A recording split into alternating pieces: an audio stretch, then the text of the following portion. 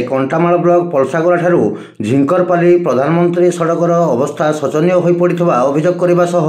तुरंत मरामती दाबी कर स्थानीय लोके 2017 मसीह ग्राम्य उन्नयन विभाग निर्माण कर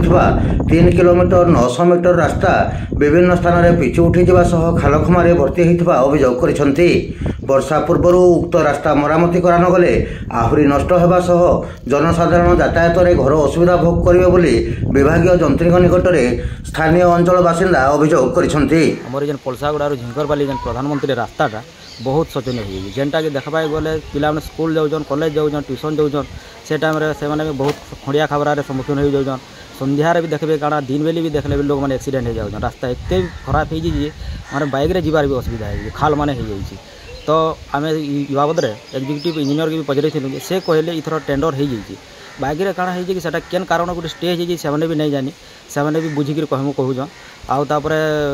इ बाबद टे प्रशासन और एग्जीक्यूटिव इंजीनियर भी टे ध्यान देते सरकार भी टे ध्यान देले बहुत भल होता रास्ता आज के 6 वर्ष हो गला बहुत बहुत खराब हो जाए।